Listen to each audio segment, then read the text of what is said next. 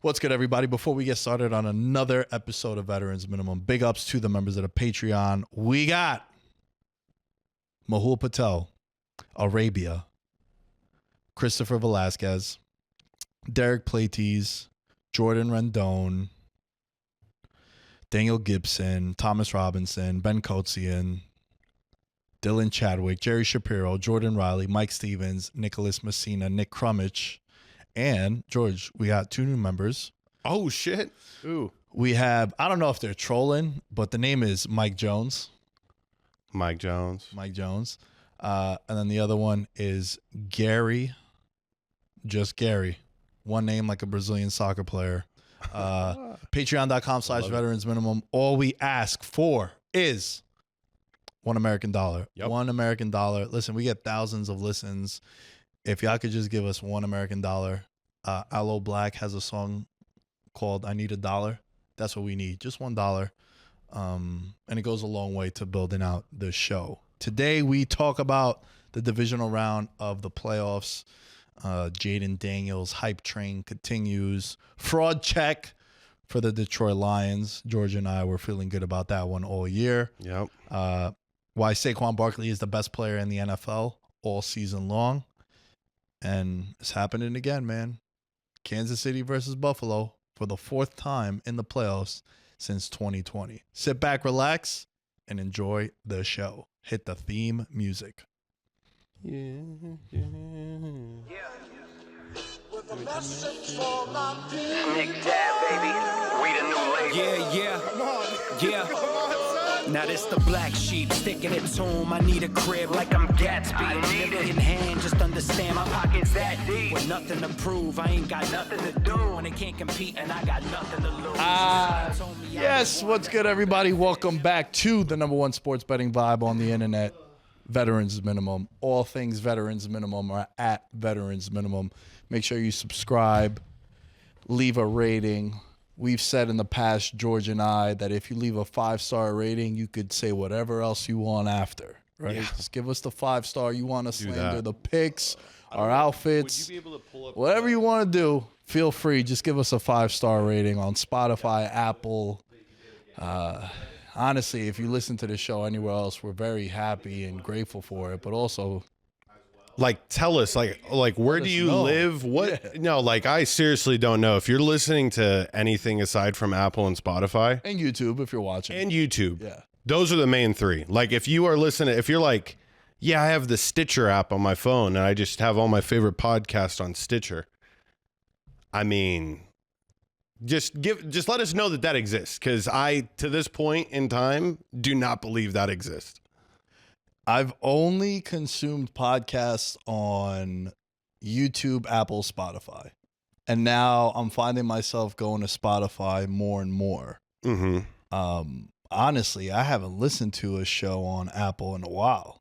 Everything has been on Spotify. And there's kind of been a shift in the podcasting space where it used to be like, bro, 85% of the audience was on Apple. Correct. And now I think with some of these monster deals that Spotify has given out for Joe Rogan Experience, Caller Daddy, just the way that they've really invested in the podcast space, I feel like Spotify has become number one.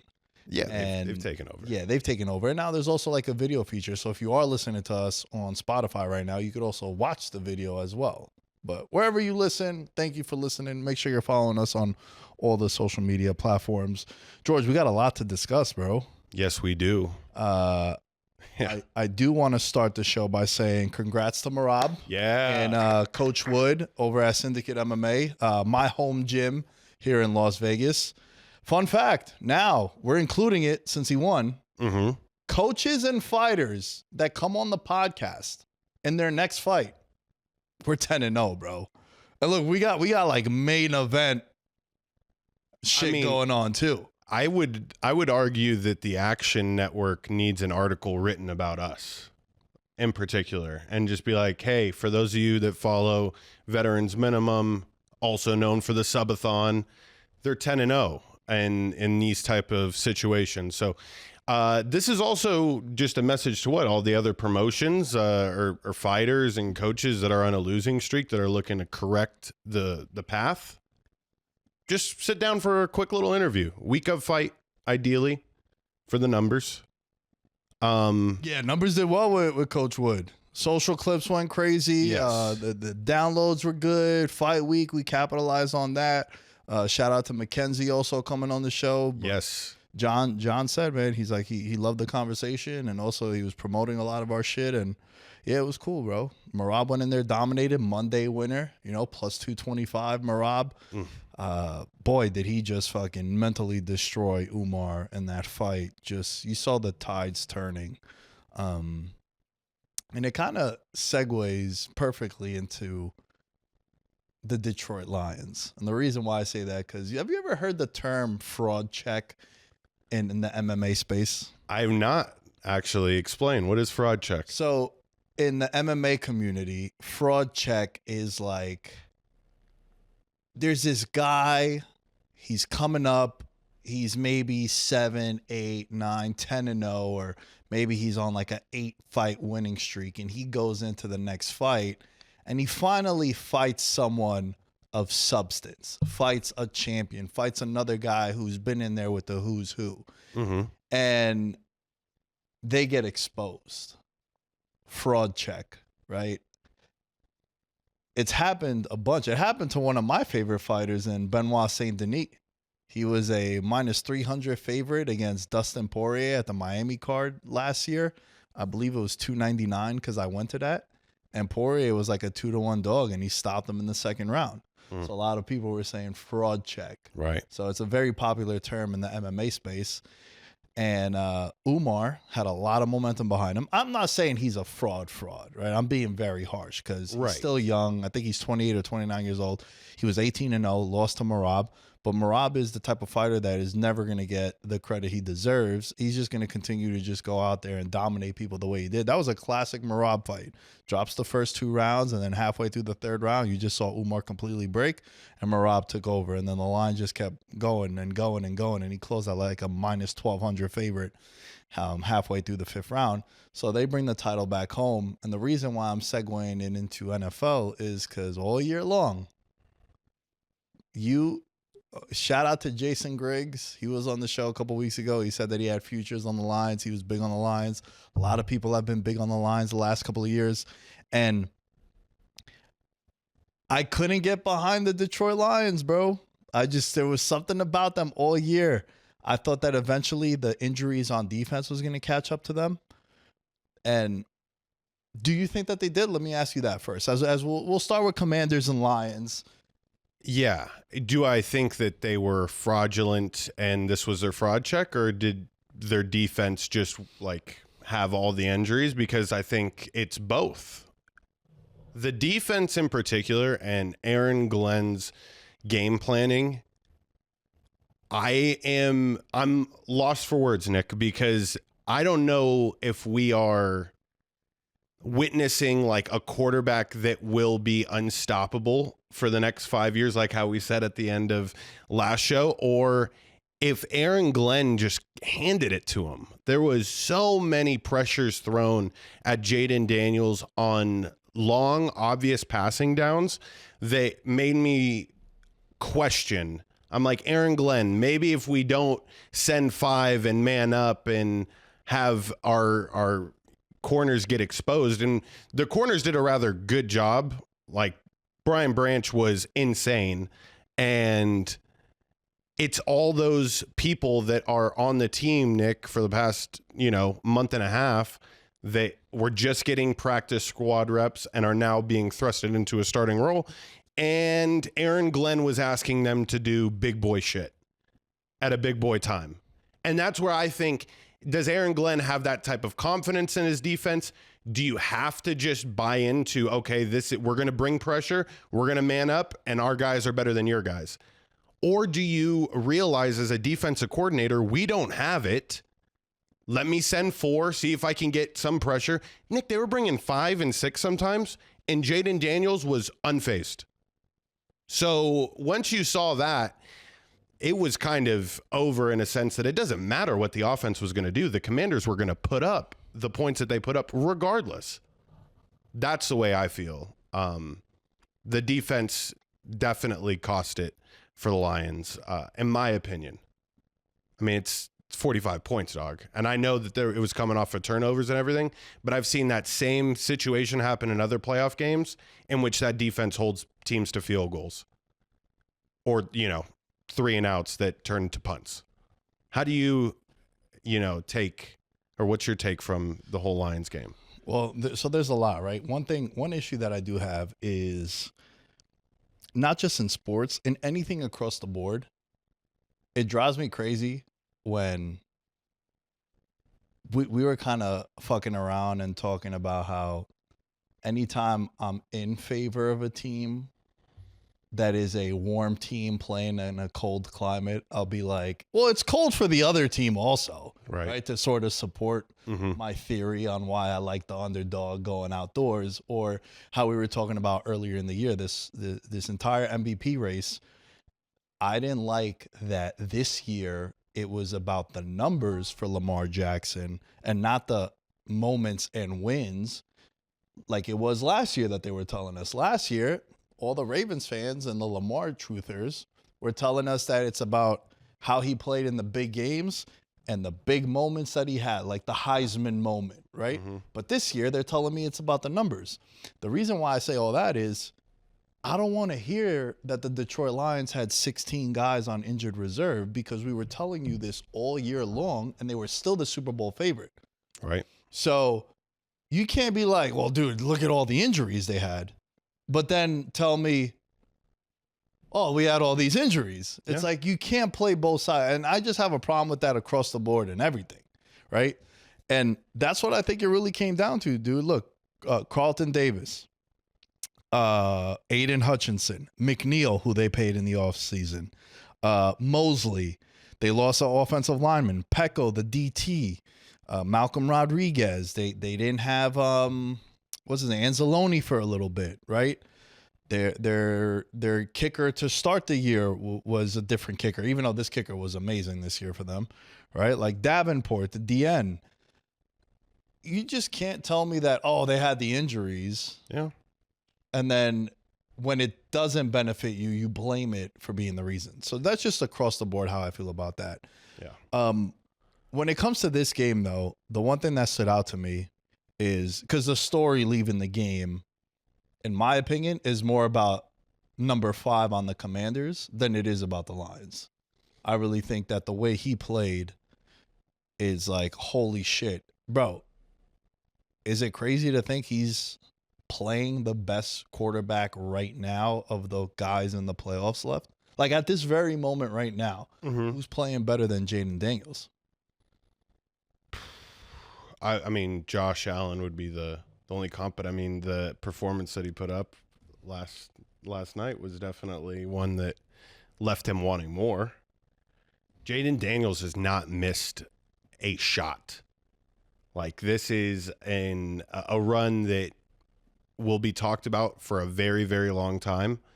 Can he finish the job? I don't know. You're playing a real legit Eagles defense that I think is going to be able to generate pressure with 4 people. Like I was stating that the Lions should have at least attempted and dropped more people into coverage, because Jayden Daniels is just finding people right now. He's throwing receivers open. That one play that he threw a deep corner route to, I think it was De'Ami Brown. Yep. And it was double covered, and he literally just threw the ball to the spot that none of the defenders can be 60 yards. Well, it wasn't 60 yards downfield, but pretty damn close. 50-yard bomb. Like, Nick, I don't know. I want to see it pan out. Maybe if we just keep talking shit about Jayden Daniels, he'll win the Super Bowl. You know? Let's not like give him the love that he deserves right now, because job isn't finished. Yeah. I don't know. We got to do our part. Is like, which side of the media do you want to take? Do you want to crown him now? Well, it is a very impressive run. Yeah. Well, the one thing, because I mean, I know he had a really good game, St. Brown, but there's nothing more than when anyone is petty, I'm for it, bro. Like, if anyone knows anything about me, I fucking love that shit. And you mentioned him. Brown on the Commanders, Daimi Brown, he balled out, bro. 6 for 98. And let's not forget, Amon-Ra St. Brown always talks shit about him because he was one of the receivers that got drafted before him. And, you know, if you look at the quote, the Commanders, they got a guy before me over there. I believe his name is Daimi Brown. I don't forget things like that. I see him across the sideline from where I'm standing during the game. I'm going to give every team hell. And look, St. Brown had a monster game too, 8 for 137. But the other guy has come along. Like, he's really opened up a lot of things for this Commanders offense because they got Brian Robinson in the backfield. Zach Ertz has had a second wind in his career because kind of forgot about him when he was with the Cardinals, and then he comes over to Washington. He's balling out. Terry McLaurin had Brandon Marshall on the show about a year and a half ago, and he said most underrated, underappreciated wide receiver in the league. And I was like, yeah, that's what I've always said about him. You look at the list of the quarterbacks that he's been productive with, it's been shit, and now he finally gets one. And it's cool to see. Now everyone's like, oh my God, he's a top 10 wide receiver. It's like, yo, he always has been. He's been a 1,000-yard receiver with all the revolving door quarterbacks that have been in Washington. So I like that a lot. I think when you're looking at the Lions, dare I say, the window is not going to be open forever, bro. It's just not. And to go into a different sport, Thunder fans had to wait a decade for them to rebuild a team. You know, in 2012, they go to the finals. The average age of the roster is like 25 years old, and their big three, Harden, Westbrook, and Durant, they're all like 23 and under. You're like, oh, bro, we'll be back. Well, haven't been back since. Right. Lions last year, they go to the conference championship game. This year, they go to the divisional game. You know who they kind of remind me of? Buffalo. Buffalo went to the AFC title game, the iconic Stephon Diggs picture on the sideline. They haven't been back since now. Now they are back in the... But you're talking about that was in 2020. Yeah. And it's been divisional loss, divisional loss, and a divisional loss. 3 straight years they lost in the divisional round, did Buffalo. And now if you're Detroit, well, you did better regular season-wise this year, but you did worse in the playoffs. Yeah. And it's going to be a rough offseason for Jared Goff because I feel like you've been saying all year, you're like, yo, they're just going to Lion. They're just going to do that Detroit Lions shit like they always do. And I know I've been long-winded, but yeah, I mean, you hit all the points, bro. Pretty much. Yeah. That's everything that needs to be said. So, I mean, I guess that to put the cherry on top, Ben Johnson has confirmed that he will not be returning next year. Like, that is he's going to take one of the 3 jobs he's been offered. Raiders was one of them. Jacksonville was the other one, and I don't recall what the third one was.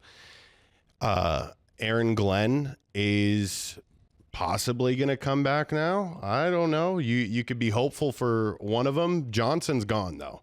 And that's a person in which, after this last showing, how do you think that he did? I mean, you put Jared Goff in some positions that I feel like he didn't need to be in. They get that one cool trick play where they did the double pitch into the shuffle pass. Other than that, bro, they started off the game with a negative 3-yard 3-and-out. You started off the game handing the ball off twice to David Montgomery instead of Jahmyr Gibbs. And then you're doing all this razzle-dazzle shit in meaningful time. I mean, somebody had to have coached Jameson Williams, and I think I saw the wide receivers coach come up to him and say, dude, throw that out of bounds. Throw that 4 yards into the sidelines, and he didn't do that. I am not putting that on Jameson Williams. You're a fucking idiot to be down 10 points and running double reverse passes with a wide receiver, bro. That shit was dumb. And you know what's crazy? He just signed with the Bears, right? He's now the head coach for the Bears. And I still feel like, Ben Johnson, yeah. Oh, shit. Yeah, okay. He signed like an hour before we started filming. Okay. But like, yeah. So he's with the Bears now, right? So here's the thing. If I'm a team and I'm hiring a head coach and it's a coordinator, you got to have already not made the playoffs, or I'm taking a coordinator from a Super Bowl team, because your last memory of these coordinators is ugly, bro. Yeah. Like, how do you feel good if you're like, oh my God, look at this shit? You can't. You can't, right? And it's the same thing with like Eric LeBron. I think Aaron Glenn could be a guy like Dan Campbell. That you want a culture guy, you want a guy that's respected in the locker room. Like I think he would be a perfect New York Jet, and he played for them also. I think he will be great because you need a guy that's like an adult, right? We always talk about that shit. Like, yo, he's an adult and could command the room. Scored 45 on you. Well, let's take away the pick six and couple. Let's say give up 30 points at home. You're a favorite of 9.5 points. You got violated, bro. Mm-hmm. And that's the thing. It's just like, it's just bad with these coordinators when they get hired coming off losses like that. Yeah. You know what I mean? That's why like Eric Bieniemy was always such a hot commodity. He's like, oh, bro goes to the Super Bowl every year. It's great. Like, yeah, of course, you know? So it's just the other thing in this game too that I wanted to mention, the Commanders defense came to ball. Right, mm-hmm. Like their defense, which was supposed to be something that was going to hold them back. We did the pros and cons. The pro for the Commanders, I believe we said, was like Jayden Daniels is playing like, lights out, and he's continued to play like that. But their defense going to get exposed. But their defense, they forced 5 fumbles, but they gave up 520 yards and 31 points. Yeah. They got the ground game going. Look, Washington they're a tough out, bro, and they have been in the playoffs.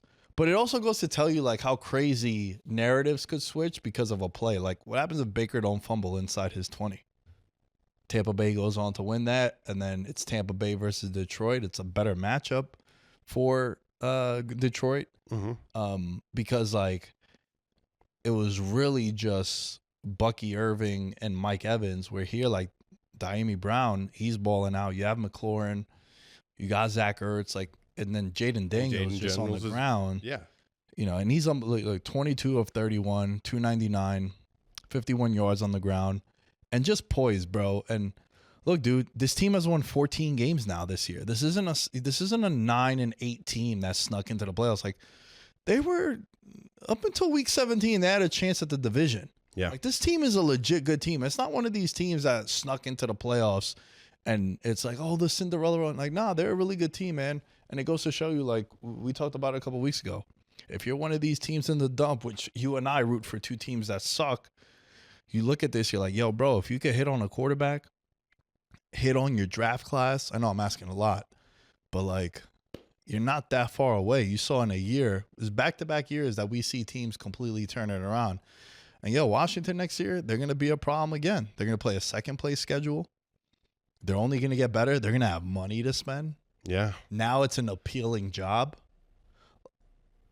I'm not saying it's going to happen, but like, what if Jamar Chase don't want to sign with the Bengals and he wants to go play with a dude from LSU? I know they didn't play together, but yeah, the possibilities are endless for this team, and they're going to have this window for Washington is going to be about 3 more years after this one. So if you're a Commanders fan, you should be very excited. And with Detroit, it's, yo, don't take this shit for granted, bro. You're not always going to be here. You're regressing if you go off what it was last year. And the Commanders, last thing on this, they went 32 straight seasons without appearing in a conference championship game. Now the longest streak in the NFC belongs to the Cowboys of Dallas. Wow. Yep. So dark days. Yeah, I think the Commanders are serious, man, and it's going to be fun. They're going to play Philly. Let's talk about that. I think them losing Cosme, I think is his name on the offensive line for the Commanders, is going to be a Cozy. Yeah, is going to be something to monitor because that unit performed insanely well and has back-to-back weeks. You got to be on the ball. I mean, you saw what happened with the rookie center for the Rams. Crucial play goes the wrong way, and Jalen Carter gets an easy sack on Stafford. Like, Jalen Carter is if we don't have 2 eyes on him at all times, we're in trouble. It's a nightmare spot for both teams. Like, you have lost now twice to them, and you're going into opponent's territory, and you're trying to do the unthinkable. And just correct me if I'm wrong. The Eagles beat them twice, this year, or did they split? No, they split. They Remember, split. that was the game Jalen Hurts got hurt in. Yes, And they were up yes. 2 touchdowns, and then Kenny Pickett Correct. came in and they came back. And then the Jalen- other game was a Thursday night football game where we reverse mushed Saquon Barkley. He's getting shut down, and then in the fourth quarter scored 2 long touchdowns. And I was like, we're so fucking back on this offensive Very player true. of the year. Very true. I'm so happy for Saquon Barkley, bro. I think I might be the only Giants fan on the planet that feels the way I do. I've even been like at my gym. Shouts to Bryce. He's the dude who gave me this tattoo. Trained with him over at Syndicate. And then Will, friend of the show. He's been on the show. I saw him today and I was like, go Birds. Never would have thought I'd fucking say that. I do got some financial investments in the Philadelphia Eagles. But for me, bro, it's about Saquon Barkley. It is the Saquon Barkley year. And I know the MVP has already been decided. They've already voted on it. But from week 1 of the NFL season until this divisional round, there has not been a better player in the NFL than Saquon Barkley. Agreed. I don't care what quarterback it is. He's played the best from start to finish. And I would say this is like 4 straight years, bro, that the best player in the NFL is not a quarterback. I'm talking about from week 1 to now, the best player in that season has not been a QB. And I think it was Barkley this year. I think it was McCaffrey last year.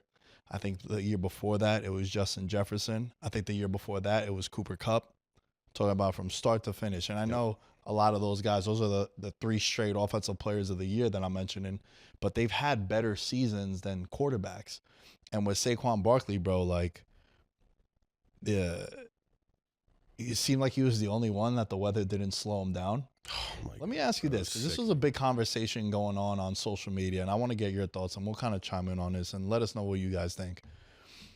How do you feel about this take of they shouldn't play in harsh weather because it's not fair that teams have to play in those conditions? Because I would make a strong case that every single team that lost this week, with the exception of the Lions, because you're playing in a dome and you're at home, every other team, bro, the game completely flipped once the weather flipped. Because in the first half, Rams kept it close. They had a lot of moments. The offense was grooving and moving.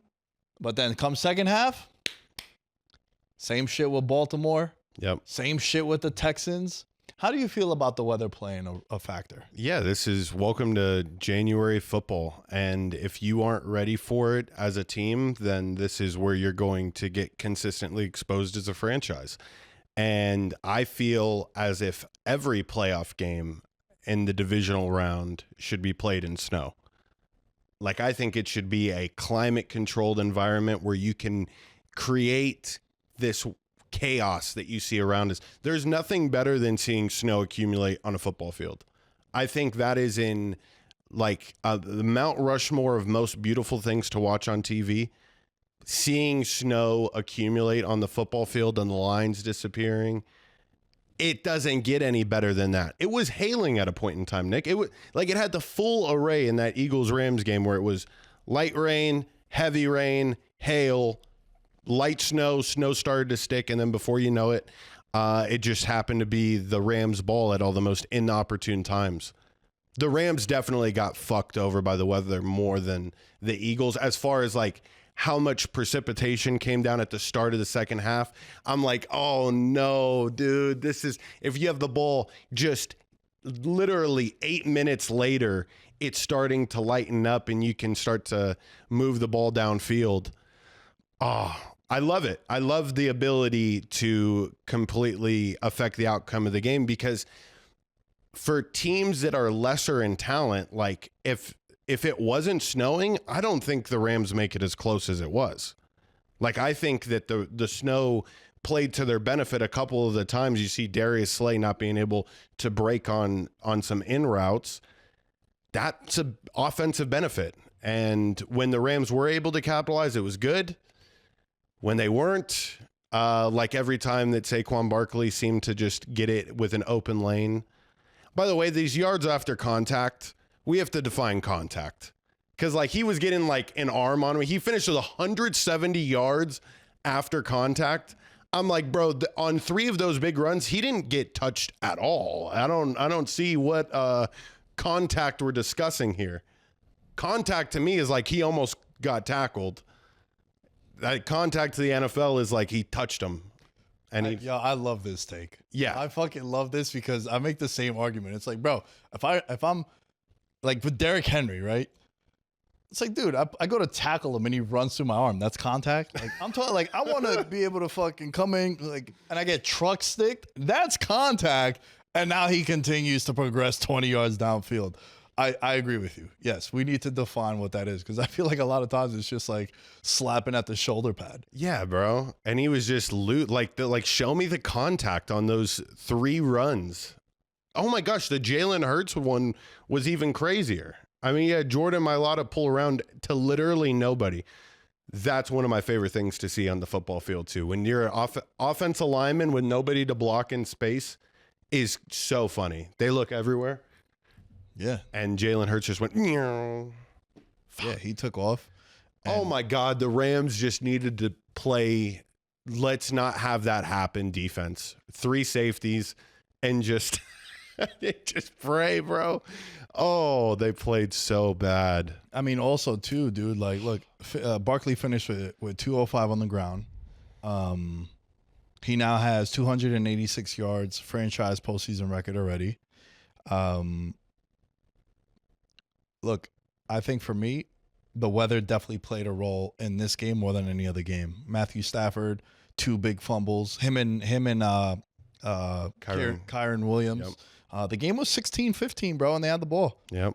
And the 1 fumble led to 3 points for the Eagles.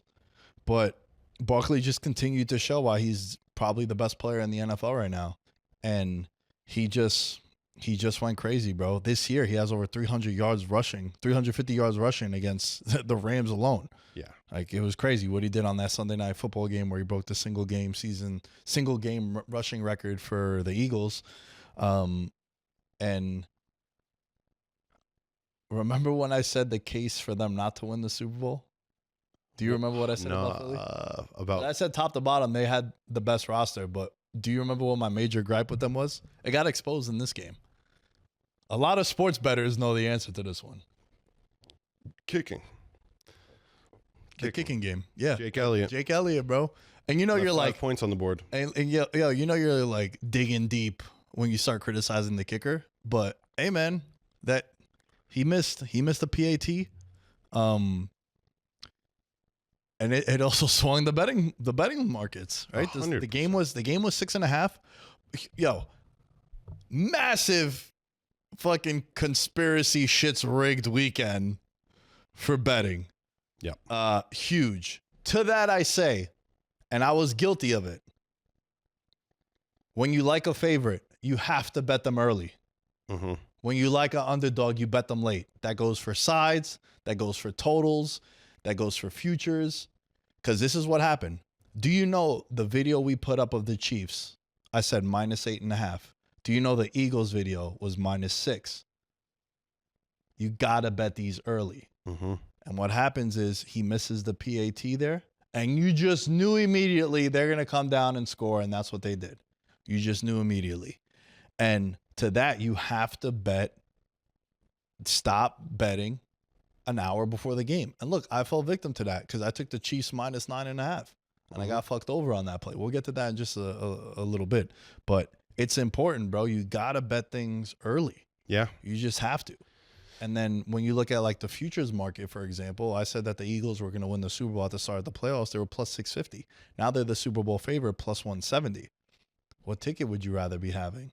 And a lot of people with futures, they're like, I don't want to, allocate money to something that's going to be months down the line. Well, this one, it's weeks down the line.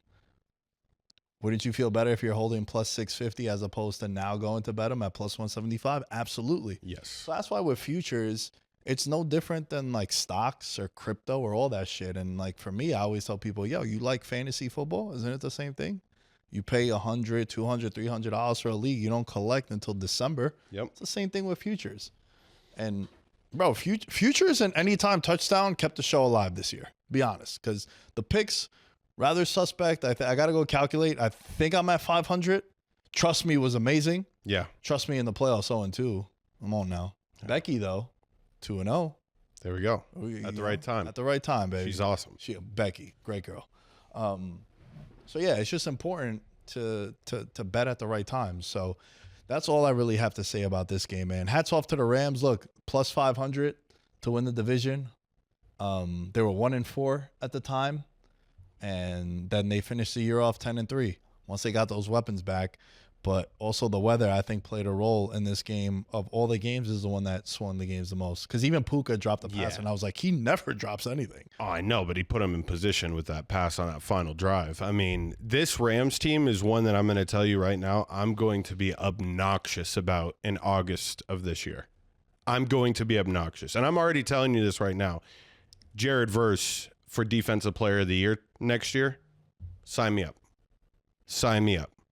Because what I saw him do, chasing down Saquon Barkley, bro, everybody in the league knows you're not catching him. That's heart. You know how tough it is to find a fucking player with heart? He was chasing down Saquon Barkley after all of his teammates failed to do their assignment. Not to mention, he got 2 sacks in the game, I think 3 tackles for loss. And there was one play in particular on one of the sacks where he hit Mekhi Becton so fucking hard, and this 6'8" right guard for the Eagles ended up on his ass sideways as Jalen Hurts was on the ground. It was one of the best defensive plays that I've seen made in the playoffs this year, just because of how crazy that feat is. They're set. Every one of their players, we didn't really discuss like just pure inexperience for the Rams. We were very much taking the offensive genius mixed with all the serious talent that they've developed this year. Their defense has just been an inexperienced rookie class that I guarantee you next year, you couldn't have painted a better example of like, all right, hey, this is what it's going to be like for the rest of your NFL career, unless we win more games and we can host one of these bad boys. So I'm very excited for the Rams. Eagles. Can I follow up on that? Jared Verse also talked mad shit about Philly. He balled out. Yeah. He balled out. And to your point, the last couple draft classes, they finally had first round picks, and they've hit on them. And for you to build a roster, you have to hit on those later round picks too. Yep. Right. And they've hit on like Curl is a good DB, Young as a pass rusher, Verse as a pass rusher, Puka, Kyron Williams. I think the question marks are going to be, what the fuck happened to Cooper Kupp last couple of weeks, even though he cashed on the 36.5. I didn't give that out, but I bet it. I was like, this is a wild, disrespectful line, bro. And he covered it in 2 catches. He ended with like 61 yards, I believe it was.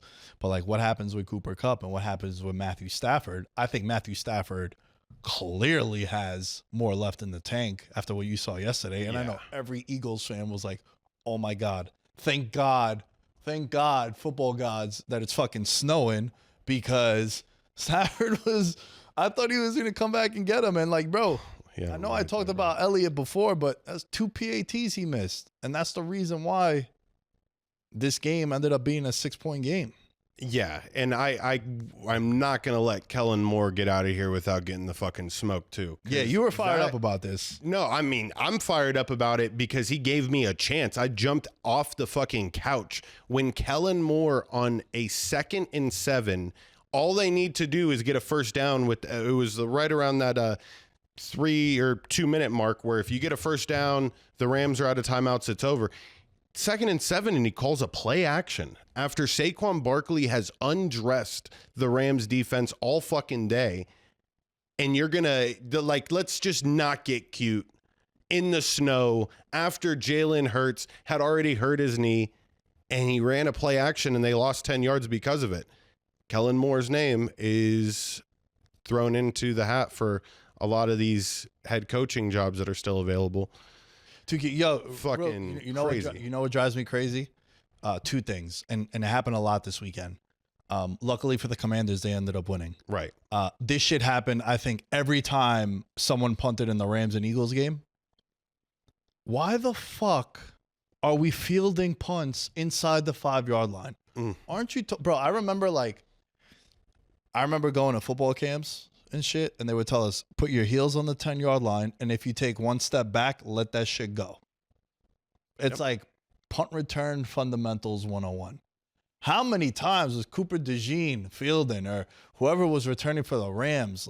It's like, oh my goodness, bro. How many times are you just going to, you're fair catching it on the 4-yard line? This happened a lot. Yeah. That's one thing that drives me crazy.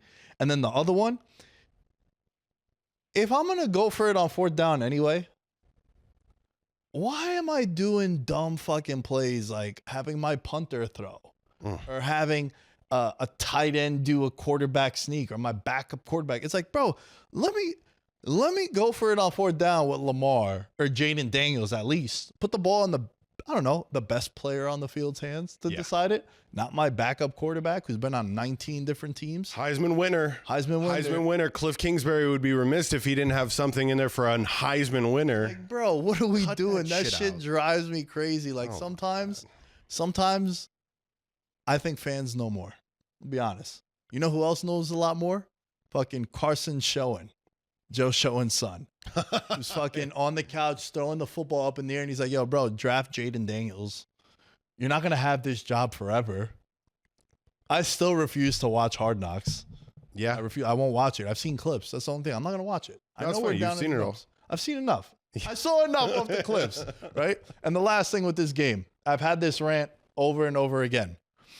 If you don't know football, just say that and save our time. Stop with the how did the Giants let go of Saquon and all this shit? Like, how many times do I have to have this rant, George? Are you tired of hearing this? I am, but I think it gets better and better. It gets better and better. It's like, bro, listen, if you guys don't understand football, just say that. There's a couple of sports I don't understand. Like, I don't fully understand why teams are shifting in baseball. I don't get it. I don't understand it. Right? Like, I don't know why even like soccer, a sport that I love. Like, why do some leagues have VAR and some don't? Like, I don't understand that. Could we just have a consensus rule across the board? So, like, there are a couple sports that I don't understand. But if you don't understand football, you should just say that. Because did you see how far up the field the Eagles' offensive line was fucking sunning people? Yeah. Every week this year? Yeah, the Giants don't have that. The Giants don't have a Jalen Hurts. They don't have a A.J. Brown. They don't have a Devontae Smith. I like Malik Neighbors, but he wasn't there with Saquon Barkley. Right. So stop with the how did the Giants let this guy go? Of course they let him go, bro. It was the best move for both parties. Look at Saquon, how fucking happy he is in Philly. No, Saquon's not happy. He's been angry lately, but I get what you're saying. What do you mean? I'm just being funny because, bro, he's angry. Yeah, he's like, holy, bro, I've been him since I got here, and now you guys are giving me my roses. But this is why, bro. Like, it's so frustrating. And I'll watch every talk show, and they just immediately, like, they talk about the Giants. And I'm just like, yo, bro, listen. I get it. I'm a fan. We're down bad. But it doesn't look the same for a reason because the two teams are nowhere near. The Eagles now have been in the NFC title game 2 of the last 3 years. And even last year, they won the division, and they are a team that is like a gold standard in the league. Mm-hmm. So, yeah, no shit. It's not. It just upsets me, bro. It just upsets me, as you can hear in my voice.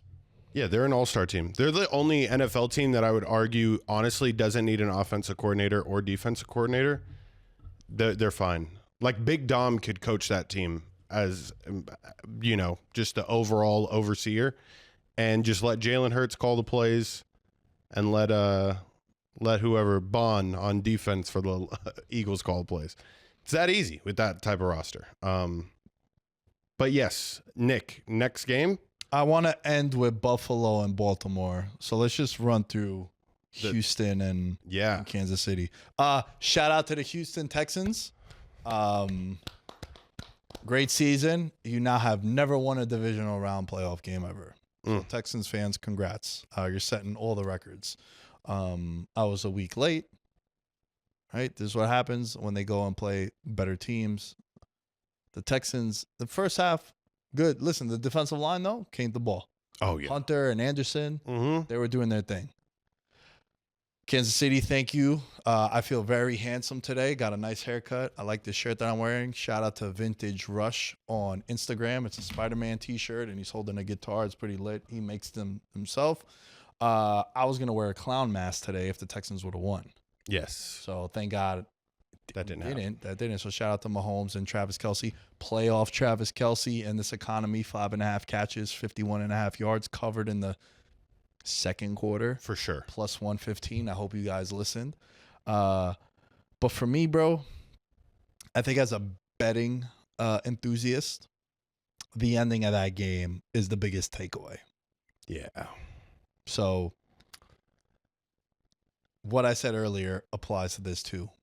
Stop waiting until kickoff to bet the game. And I'm talking to myself too, because I made that mistake. Mm-hmm. I made that mistake. I waited. I bet the Eagles early, so I pushed on the Eagles -6, but I lost because I took the Chiefs at -9.5. Explain that play to me. Like, why do we even do it? Like, I get like, listen, for the content, we look like geniuses. We set 8.5. Mm-hmm. But my pockets, I'm an idiot with the 9.5. So I'm a little salty. But why do we do that play? Can you explain it to me? Because I can't figure out. There's 15 seconds left. Like, why not punt the ball anyway? You're up 11. Mm-hmm. Are they going to score? Are they going to score a touchdown and then recover an onside kick and then score a field goal, or vice versa? Yeah. In 14 seconds? No. As crazy as it sounds, I don't know. Do they get an extra TV timeout out of it? Like, we obviously think that this is a Vegas screw job in which Andy Reid got the call and told Tommy Townsend to go, run like a crazy man in the back of the end zone. Why do they do it? Because you're in control of the outcome. You also don't want a Deshaun Jackson, you punt and they return it for a touchdown on the punt. That would be worst case scenario. So let me just give you 2 points and then hope that, I guess, no, that doesn't even make sense. But what about this one? What if the punter, as he's running, fumbles, picked up, touchdown? That's worst case scenario. Yeah. Bro, there's 14 seconds left. I found it dumb. And a lot of people were pissed off. They felt like Vegas made the call. That's what all the comments were. Vegas made the call. I don't understand that. I think that, what does that happen? 1 in 197 trillion? Like, you're talking, bro, there was 15, 16. Let's say 20 seconds left on the clock. Mm-hmm. You're going to punt the ball away. You need them to, even if they house it, now they got to recover the onside kick, which I believe only 3 have been recovered all year with the new onside kick rules. I don't get it, bro. I don't get it. And look, I'll even say this. If you're a Texans bettor, this is a miracle cover for you that you felt slighted not covering because Fairbairn got the kick blocked. Yeah. Right? So it's an 11-point lead. They attempt a 32-yard field goal, whatever it was, and it got blocked. So, yeah, if you're the Texans and you had the 8.5, 9.5, you're like, fuck, man. I should have easily covered that. And then you get this gift where you covered it if you had the 9.5. So, like, the Texans should have covered that game 100%. I don't think the Rams should have covered that game. So, just to play devil's advocate and not completely dump on it. And I guess the last point is just you don't want the punt to be blocked because then that's the same situation with just the punter fumbling it. And this isn't the first time that I've seen Andy Reid in particular, his teams do this. Like, it's crazy. I mean, they're a winning team, so they're in this situation a lot. To all those people that have been listening to us saying, hey, Patrick Mahomes rushing overs, I mean, it's very sickening seeing him do the 6-yard trot backwards and take a knee. He was at 20. If you would have put his over in at the beginning of the week, which I think was at 23.5, I think he was at 24, and then he lost 12 yards on the following 2 plays. This is what winning teams do, Nick. you know, and we don't understand it because our teams don't win. So we're just kind of like, we should maybe take notes. Listen, bro, the Chiefs all year, it doesn't look pretty. They've learned to adapt. They're playing a different style of football. They still have number 15, and you give them the benefit of the doubt because this is what it always looks like with them. Travis Kelce in the playoffs, I think, has been one of our best takes and our most consistent take, that they unleash him when it matters. And this is the best game that he had all year because, again, it matters. Like, this is when you need it. He surpasses Jerry Rice for the most 100-yard games receiving in the playoffs with his 9th. It makes, he had 7 for 117 and a touchdown. At times, just it looked like the Texans did not know where he was on the field. And isn't that just, bro, just like, a couple, how crazy is that game planning wise? Like, just you cannot be thinking that he isn't the primary target. It's and they did it all day. I think that's a testament to their greatness when you know where the ball's going to go on third down and you still can't do nothing about it. Mm-hmm. But to your point, the career long that he had, the 49-yard reception, if you look at it, he's like, catches it, looks around, he's like, there's no one within 15 yards of me. Like what the fuck is happening? And that's the thing. Like, I don't understand, bro. To me, it's crazy when the whole building knows where the ball's going to go. And then professional athletes and professional coaches and coordinators and assistant coaches know where the ball's going to go, and you still can't stop it. I think that's just a testament to your greatness, which is what you saw with Kelce. And look, Kansas City, man, they're the defense. Justin Reed, Chris Jones, Karlaftis. Yeah. I think they did their thing. And, when it comes to the Texans, I just think that the weather hurt them, but just not enough firepower, bro. They just don't have enough firepower. You would like to see this team with a Stephon Diggs and a Tank Dell. I'd say Tank Dell more than Diggs because Tank Dell is definitely a part of their future. Diggs was on a 1-year contract. Who knows what you do with him? He's going to be 32 years old next year, I believe, 31 or 32, coming off an ACL. So that's pretty much it, man. For me, it's just Mahomes magic. You saw the one touchdown that he threw to Kelce. He's getting tackled, and he made the play. Oh, yeah. That was good. Before we go into Buffalo and Baltimore, this was the first Chiefs game that I felt like the refs might be in the pockets, bro. There was just a couple that was like, come on, bro. Come on. The hit Will Anderson. Yeah. That extended the drive. Just a couple where, and I'm not a believer of that, dude. Like, listen, they're the premier team now. Tom Brady and the Pats used to get calls too. Like, yeah, star quarterbacks, superstar fouls in the NBA. If you're a soccer fan, if you fucking tap Lionel Messi in his heyday, you're getting carded, right? Like Cristiano Ronaldo and Mbappe now. Yeah, you're a superstar. You're going to get the benefit of the doubt. Some of these calls over the weekend, bro, were rather suspicious is what I'm saying. It's going to get Patrick Mahomes hurt. And you have to hear me out on this. If I'm a defensive coordinator and I'm seeing that this is what Pat's going to do, hey, practice squad dude, I'm about to triple your salary this weekend. I'm going to send you on a corner blitz. I'm willing to take the 15. But you do something egregious. Everyone's going to hate you. It's a tone-setting play. Tone-setting play. It is going to happen. So NFL, you have done this to your superstar now. You do this with all these other studs in the league. What did people used to do when they got a chance at Tom Brady after seeing Tom get his little bullshit calls at the end of his career? They were trying to plant his ass at least once a game. Yeah. And it's you as a defensive coordinator, as a team, as a franchise, you're willing to take the 15. I think GoFundMe should be created for those defensive players and the fines that they could possibly receive for the teams. That's a whole sidebar. Do your part, fans, to help these guys out. But that would be my game plan. It's like, you're no longer going to feel comfortable. You're no longer going to feel like, oh, let me slow down and just dunk down at the perfect time. it's sickening to watch.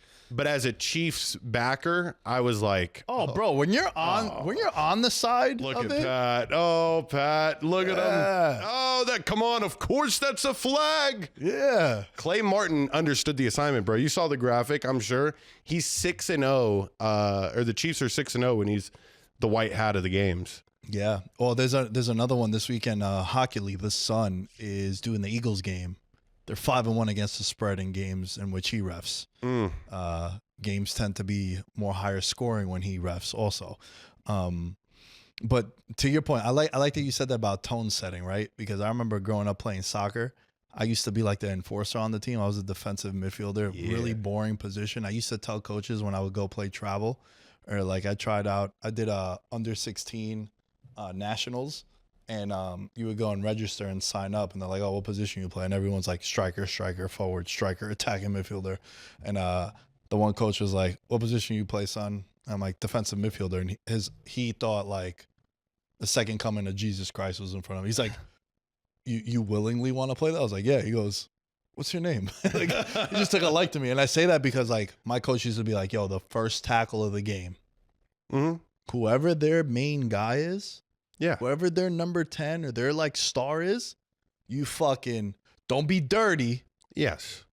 We're not saying to be dirty on Correct. this rant, but he's like, you fucking lay your shit in, bro. Yeah. You come up high with the cleat, let him know, like, yeah, this is what it's going to be like. And even if you get carded, he's going to be thinking about that when it's a 50-50 ball over the middle of the field as a receiver, or, you know, you're driving to the hoop and you're playing basketball. Like, yo, if I'm going to take a flagrant, I'm like, make it worth it was what my coach would say. Like, yo, if you're gonna get carded, it better not be some whack like you called them a bitch or something. Or, Yeah. oh, you pussy. Like, no.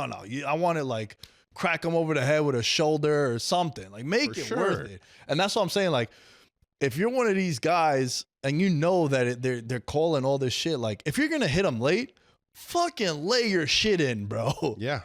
That's what we're talking about here. You know, not dirty. We don't want injuries on anyone, but like set the tone. Because now, if he sees George coming again, maybe he throws it a little quicker. It does like the no look. Yeah. So that's what I'm saying, and I feel you on that, bro. Because that's how I always used to play sports. It's like, yo, that first initial tackle, you just fucking set the tone for it too. You can just see that the NFL, they've done a phenomenal job, and these defenders, like, for real. The fucking shift that they've made in playing style over the last 5 years, like it's when the NBA is the only comparison you can make. When the NBA started getting really finicky with the hand checking and then defense became non-existent, the NFL did the same thing, right? You can't make certain types of tackles, and somehow the product, Nick, has gotten better. The hits have gotten harder. It's crazier now to see a legal hit and be like, damn, if only players were doing this 5 years ago, they might not have needed to have shifted the rules.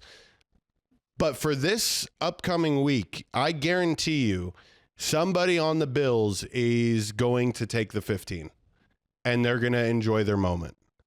Because if you don't, bro, and he's that comfortable, Pat Mahomes that comfortable, it's sickening. Absolutely sickening. And they are the fucking juggernaut that we expected them to be. Yeah. The Vegas is in the pockets. Vegas is definitely Chiefs backer this year. And you know, what do you think they gave Andy Reid for doing what he did this past weekend? Well, Vegas? Yeah.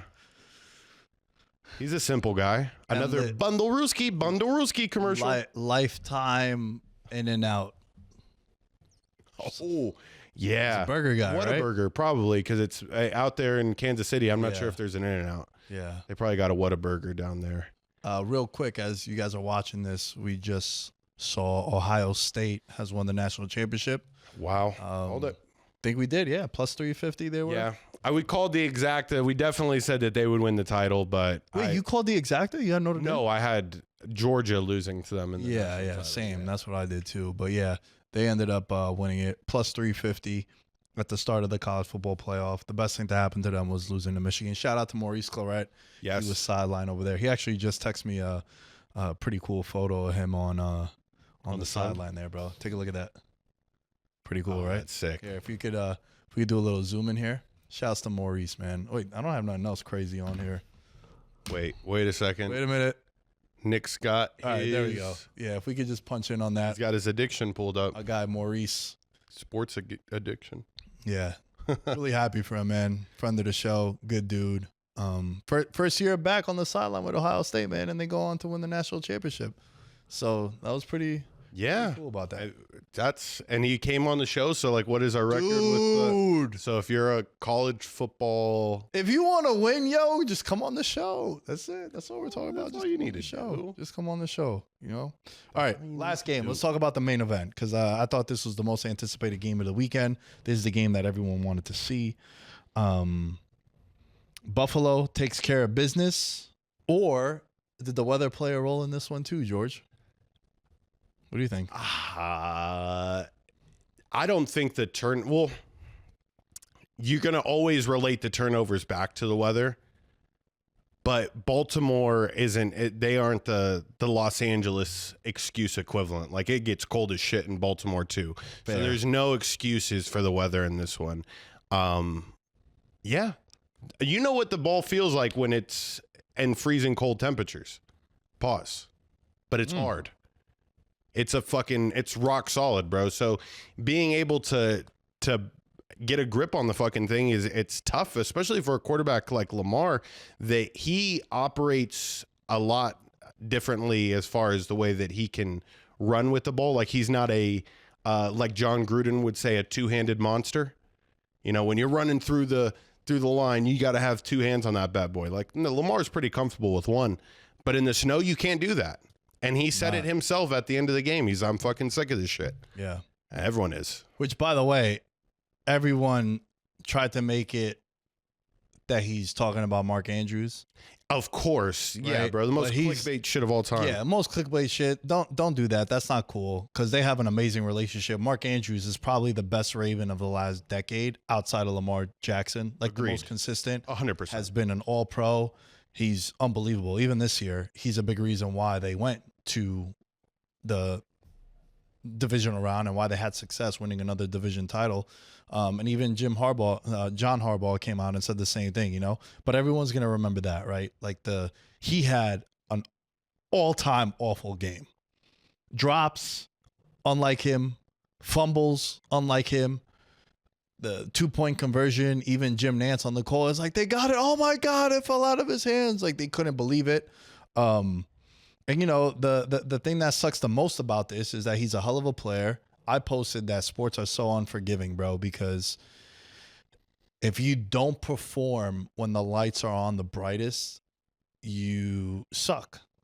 Like perception of you is that you're trash. And it's unfortunate because as a soccer fan, the greatest player that I've ever seen, and to a lot of people's eyes, was Lionel Messi. But until he won with Argentina, it was like, missed a penalty kick against Chile in the Copa America. He didn't show up in the World Cup final. He didn't, all this shit. And it's like, well, now that he won one, you're like, oh, look, it's like, bro, he was like this all the time. You know, like he's been that great player, but sports are unforgiving, man. And you feel so bad for the dude, like the person, like, bro, Mark Andrews is off social media until like Easter.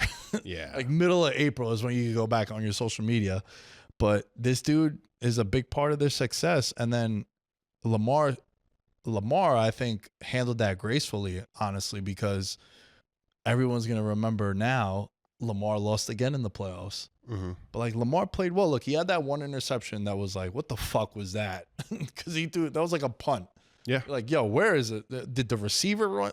But then when you watch the replay, you're like, no, that was just a terrible fucking play that he made. So it sucks that whoever lost this game was going to get shitted on. Mm-hmm.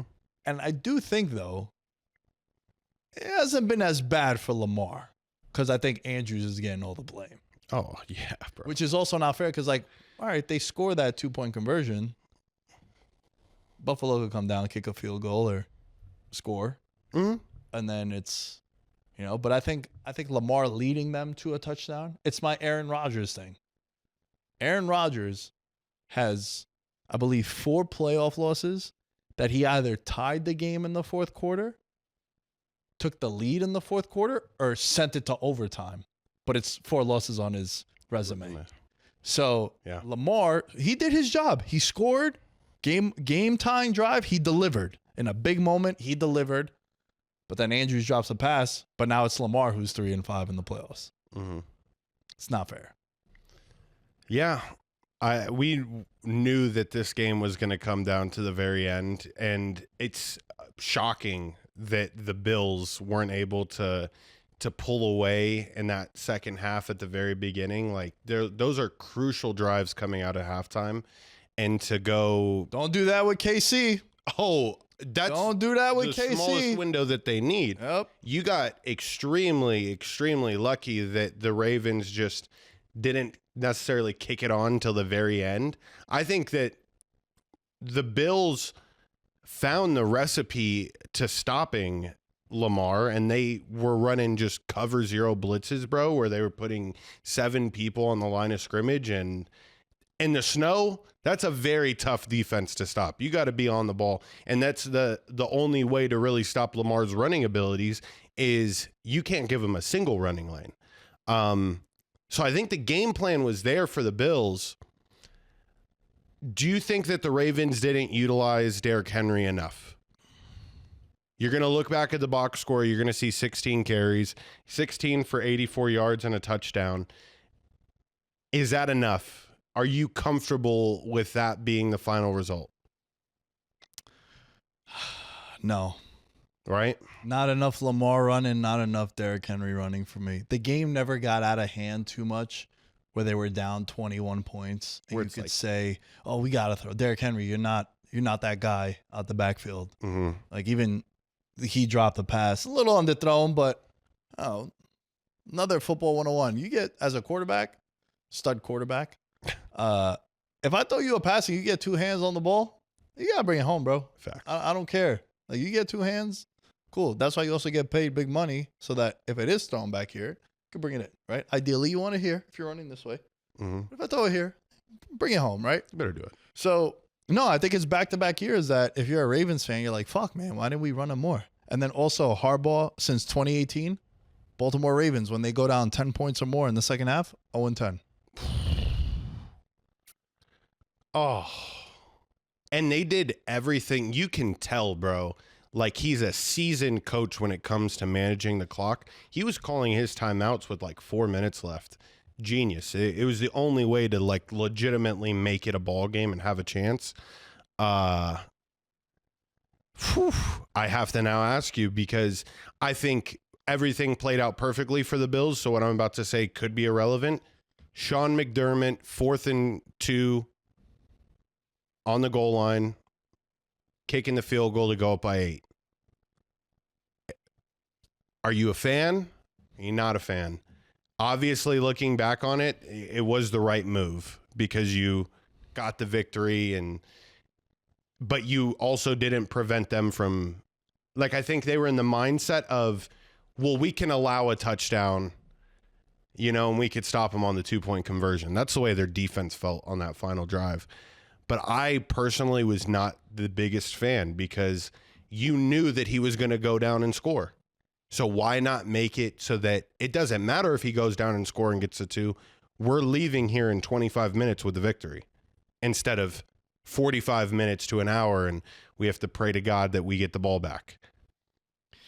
How do you feel about it? Because everybody is like kind of taking the side of like, shut the hell up, dude. It's over. They won. But I think that's a losing football play. I'm thinking about all the times that I would come on this show whenever we would have scenarios like this. And I would always say, I'm going for it I'm only kicking a field goal if it means I go up an extra possession. And I think it's easy to say that it was the right call because they won, to your point. Yeah. I think I only kick. If I was up 6, I'm kicking because then I make it 9. Yep. I think this has been my case, and correct me if I'm wrong, or No, you guys it has. that have been listening. Sure. I feel like it's been pretty consistent my whole life that I'm like, yo, bro, I'm going to kick the field goal if I'm up 6 or 7 to make it a 2-score game under 4 minutes. as opposed to kicking a field goal and now a touchdown and a 2-point conversion. Still, the game goes on. So if I'm up 4, I'm not kicking a field goal to push it to 7. I'm like, fuck that. Let's go for it. Josh, you're who you are, right? Like, Yeah. We have a stud quarter. I'm going to go for it. So to your point, though, everyone's like, shut up. It worked. Did it? Mark Andrews dropped the ball there. We're having a whole different conversation. That's why sports are so crazy, bro, because Baker Mayfield don't fumble inside the 20. Are we having this Jayden Daniels parade, which we probably are, because like he had an amazing season, but not NFC title bound season. So Yeah. I think I'm only kicking a field goal if it means I'm going up 2 scores. And if I have a Josh Allen, if I have a Lamar Jackson, a Patrick Mahomes, a Joe Burrow, Jalen Hurts with the tush push, Yeah. honestly, maybe Jayden Daniels now. Because he ain't a rookie, bro. Like, he's a vet now. He's played 19 games, right? You're a vet. Yeah. You're into year 2. I'm going for it if I have a stud quarterback. Now, if I don't, I'm not going for it. I will also put in the stipulation of if I'm playing a lesser talent, I'm okay with kicking the field goal. Like if they were playing The Jaguars. yes, I kick the field goal there and I'm like, okay, they're not going to go down and score. You're adding But for context, yeah. A team that is literally, you knew, regardless of what happened there, let's say they do go for 2 and they score, the Ravens are scoring and they're kicking an onside kick for a chance to win or get the ball back to win. Like they were going to score regardless. And it's just, they got the benefit of Mark Andrews, man. By the way, I was at the gym watching this game. It's like kind of been, I love watching playoff football at the gym. Not a better fucking soundtrack in your ears than an intense ending of a football game. You should try it out. But I'm watching on the small screen. I could have sworn, bro, he caught it. Like I still to this second right now, I have not seen the ball like fly out of his hands. The camera angle looked like he definitely Yeah, scored. I mean, you heard Jim Nantz on the call. He couldn't believe it either. Wow. Yeah. Yeah. No, it was nuts, man. Oh. It was nuts. And then it leaves us now with 4, bro, as we go into these Monday winners here to wrap up the show. The first game is going to be Philadelphia versus Washington. Eagles opened up as minus 4.5 point favorites. The line currently is at minus 5.5. You have 51% of the money coming in on the Commanders. You have 70% of the tickets coming in on the Commanders because they're the darling team. I think if you were to put a poll of the 4 teams, I would say number 1 is Washington, number 2 is Buffalo, number 3 is Philly, and then Kansas City as far as who you want to win the Super Bowl. Right. So that's why you have a lot of public money here too. And anytime you're a 9.5 point underdog and a plus 380 underdog and you win outright, you're going to get a lot of attention. Oh, and yeah. they split in the regular season, which is a little misleading. Just be careful because Jalen Hurts got hurt in that game.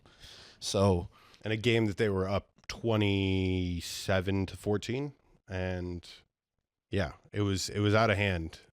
And I think there's no stopping Saquon Barkley right now. He is a man possessed. And I would love to see, how this public money influences the line the rest of the week. I mean, it's already jumped up 1 point. You typically would go the other way. Am I correct in saying that if you get a lot of the public money, that number should have gone down to 3.5? So here's what happens. it's this the time. sharps will start fucking firing big money at the Eagles. This is what happens when you get to this round in particular. The better team prevails. Mm-hmm. Now, on the AFC side, that's a coin flip, which is why that line is -1. We'll get to them in just a second. For me, early lean, Monday winner, Eagles -5.5. Yeah. I think you take Philly. Yeah. I think the Jalen Hurts slander. I think this is a Jalen Hurts game. You can attack Washington through the air. Yeah. Their secondary has been much improved with Lattimore in there. And I'm blanking on his name, but the corner from Michigan, Sandstrel? Sandstrel, I think is his name. Yeah. I'm going to say just, yeah. But I'm pretty sure. I might be mispronouncing his name, but he wears 0 on the defense. He had an interception in that game, homecoming game, played at Michigan, and then, intercepts the pass in there.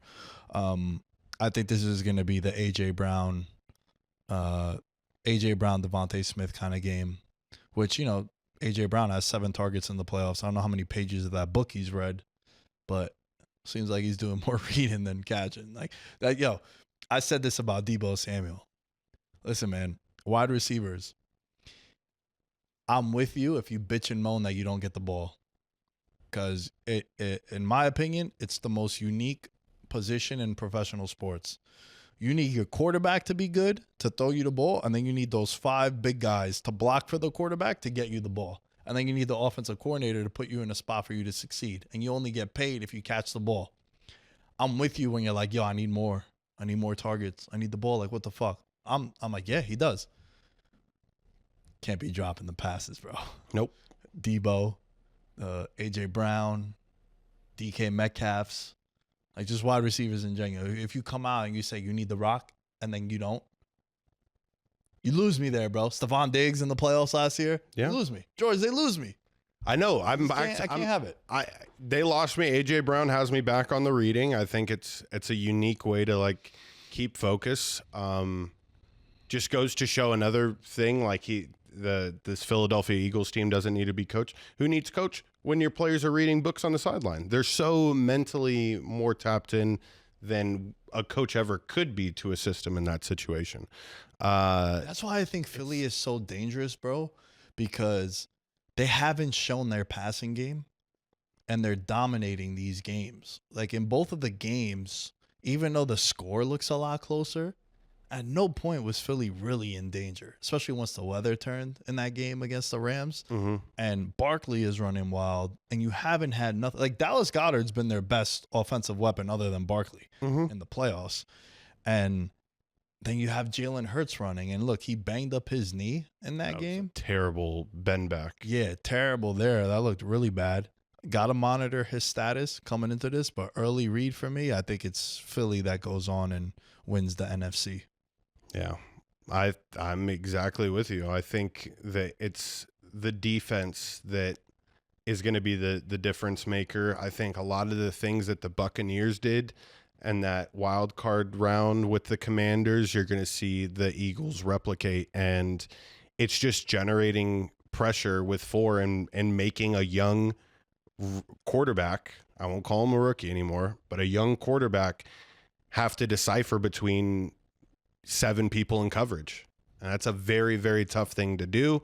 I don't know if you've looked at early weather reports from this game, but if it's anything like last week, I think that bodes extremely well for the man that put up 170 yards rushing after contact. I'm glad that you brought that up. That's something I definitely want to take a look at because, not for nothing, Jayden Daniels played in Tampa and then played indoors. Mm-hmm. If it's like 23 degrees and snowing, let's see you, Rook. Let's see you, Rook. 6th rookie quarterback in NFL history to make the NFC title game. The last one to do it, Brock Purdy. You know where he played? In Philly. Got hurt in that game, so we never really know what the outcome was. Yeah, it was a UCL it was like the 6th throw, their like fourth throw. It was like a Tommy John injury for a quarterback. Got him right on the elbow. So yeah, let's see. All right, last one. Chiefs Bills right now. It is -1.5 for Kansas City. The trend for Mahomes as an underdog or a favorite of under 3 is unfucking believable. We've talked about it straight up. He's 11-4 against the spread. He is 12-2-1. Ironically enough, one of the losses came this year when it happened with the Buffalo Bills. They were underdogs to Buffalo, and they went in there and they lost. That's the last time that we had this scenario with Pat Mahomes. And in conference championship games, number 1 seed, George, ready for this? 20-5 straight up since 2003. The home team wins, and they are a perfect 8-0 with at least 11% better regular season win rate like the Chiefs have over Buffalo. Wow. And they're winning those games by an average of 16 points per game. So based on this might be a blowout for Kansas City. I don't think so, but the trends are backing Mahomes in this spot. I personally, full transparency, I've been talking about this with George. I've been talking about this with my buddy Chris, who I call him Agent Chris, and my pops. I have an Eagles-Bills future. I think I'm taking the weekend off and just – because there's nothing – the way I bet, there's nothing I can bet that would equate that. Yeah. So I'm just going to chill, maybe do like an anytime parlay. Not maybe, definitely. Yeah, I was about to say. But as far as the sides, I can't fault you if you want to take Kansas City here. Like, it's one of the rules that we go by where you have to. And again, I'm going to feel like such an asshole betting against Mahomes because that's what I have right now. Yeah. There's a lot of people that fall into this every year. And I mean, this is the same thing that when people weren't backing Brady, when they should have been in the postseason, they lost out on the dough. And I'm praying this weekend that the anytime touchdown parlay hits. We had a viewer tell us that we've been one leg off of the anytime touchdown parlay 9 times this season. So I'm hoping that hits for you this weekend to kind of to suffice. But yeah, man, I mean, it's come from your mouth numerous times that, I don't want to feel stupid not holding a ticket with Patrick Mahomes' name on it. The Bills are humming. Are they capable of withstanding the Chiefs scoring on every possession?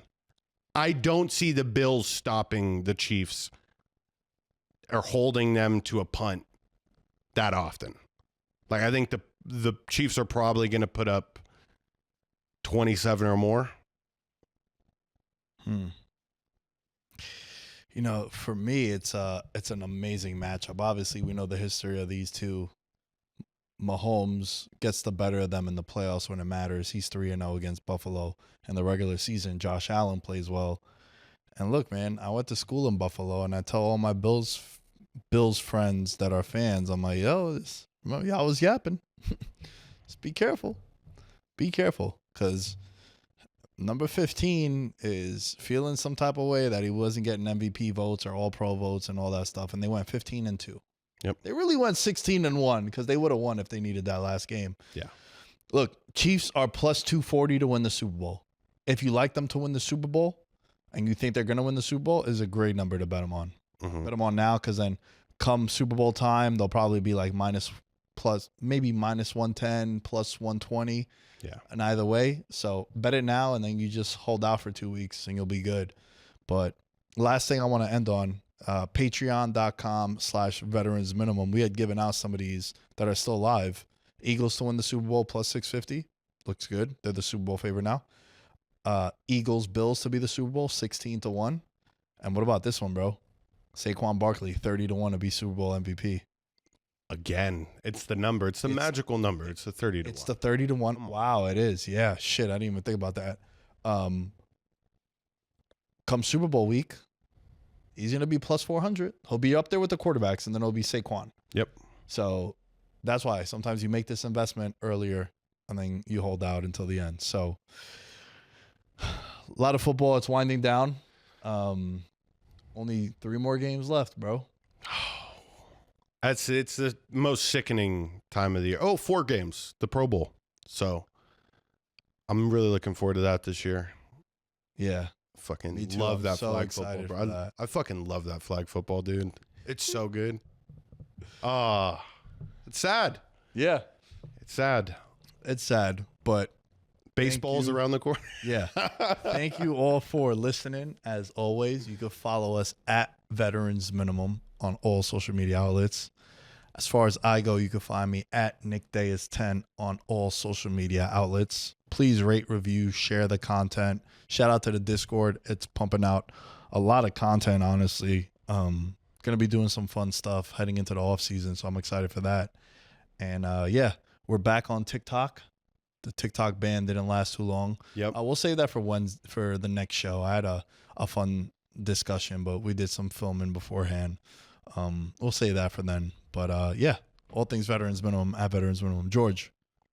At Mr. George Carmona is where you can find me. And that's it. Nick, we will be back on Wednesday with some of the best bets to put in, not only for this upcoming weekend, but for the Super Bowl as well. Catch you guys next time. I'm a gold medalist, bronze like your medal is. So many deer in headlights, but it's bedtime. Hear that supper bell, main course be the venison. Dab. Most dangerous game.